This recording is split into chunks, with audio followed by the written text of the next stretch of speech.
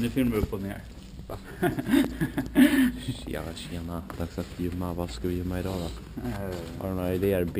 Ben kanske? Ja. Bröst? Rygg kanske? Alltså jag hade fan träningsvärk i brösten. Vi kör lite armar idag. Alltså jag hade fan träningsvärk på brösten efter... Kör den här bakbenet. Ja. Men jag hade fan träningsvärk. Vi kör lite stjärt. Hallå, hade du träningsvärk på brösten? Här i sidan. Ja. Why do you want to work out? What is your goal? The most important thing is that you have a vision, that you have a goal. Because without that vision and without that goal, again, you're drifting around and you're never going to end up anywhere. People don't become successful just by accident. You know, I mean, maybe the guy that found gold in California and started the gold rush, but don't count on that. That's the one in a lifetime kind of a situation. So you got to really have a specific goal. And to me, to have that vision that I want to be Mr. Universe, that I want to be the greatest bodybuilder of all time. That was a great vision, and that specifically to look like Reg Park and to be up there on that stage and to lift the trophy overhead and to win the championship over and over and over again. So that was a great goal. You have to have a goal. Now, it doesn't have to be that specific goal, but it has to have some goal. This is why I always recommend to people, sit down, take your time, and start thinking about, why do you want to work out? What is your goal? And that can be as crazy as it is. It could be, I want to impress girls. If that's your goal, so be it, but it motivates you. It could be that you're emulating a certain, bodybuilder or a certain football player, a certain boxer, whatever it is. Have those pictures put all over the wall like I did when I was a kid. I put pictures of Reg Park and of Sonny Liston, of boxers and of Ali and of powerlifters and weightlifters all over my bedroom, wall. So that every day when I go to sleep, every day when I wake up, I look at those pictures and they motivate me. You need that motivation, and then therefore you have this kind of imprint in front of you all the time, and you know exactly what you're chasing. People always come up to me and says, why are you smiling? You're working out 5 hours a day. You're doing the same as the other guys, but the other guys have a sour face. They're pissed off that they have to do another rep or another set or something. I looked forward to another 1,000 reps of sit-ups. I looked forward to another 500 pounds of leg press or squat. I looked forward to doing more and more curls until my arms fall off. Why? Because I knew that every rep that I did and every set that I did and more weights that I lifted, I get one step closer to turning that vision into reality. So I was turned on by that. I was excited. I couldn't wait to get to the gym.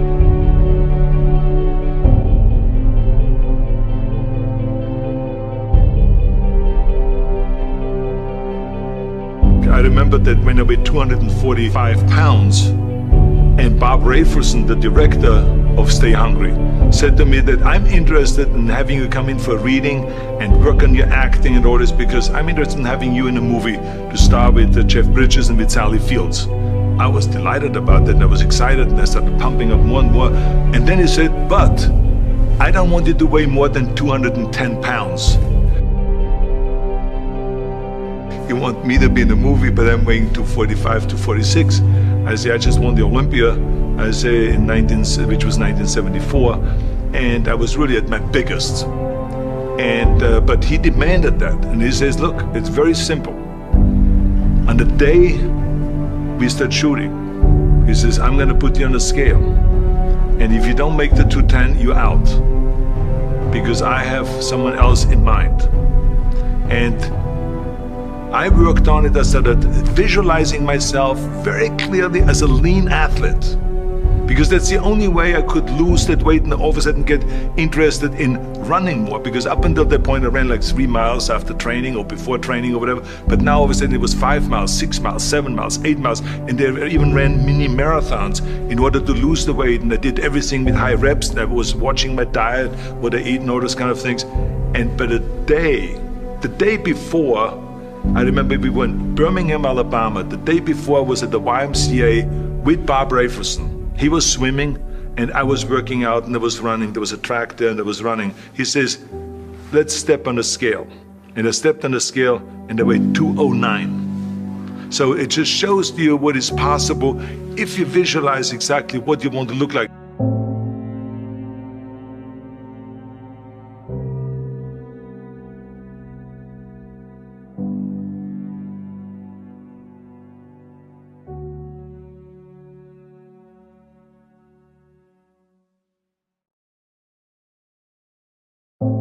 And there was no room for any kind of like, well, I can't get my act together or anything like this, because there's only a certain amount of time. But the key thing again is have the clear vision.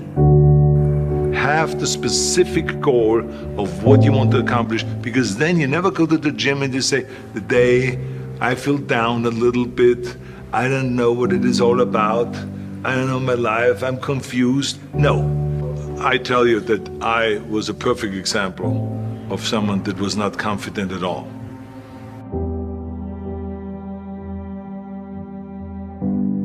I mean, when I was a kid, I was just like any other kid. I had my hang-ups and problems and all this. But when I joined the weightlifting club and I won my first little trophy because I did the best clean and jerk, and then we went to another meet and I won another little trophy, I started feeling like somebody. But the bottom line is, everyone can use the same method, because I used it in politics, I used it in making money, I used it in everything that I've done in the movie business. When you have one little victory, Kolla vilket that is what gives you then ultimately confidence. Well, for me, the most important thing always is to have a deadline.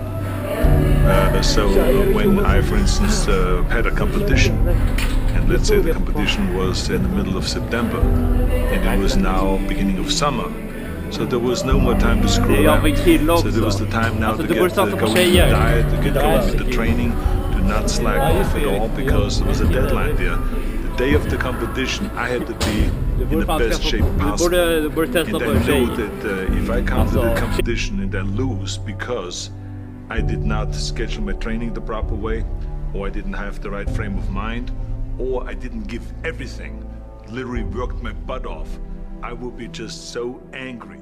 So I never wanted to be in that situation. So this is why it was very important to pick that time and to say, this is when I have to be in top shape, and then I work towards that. But it's not just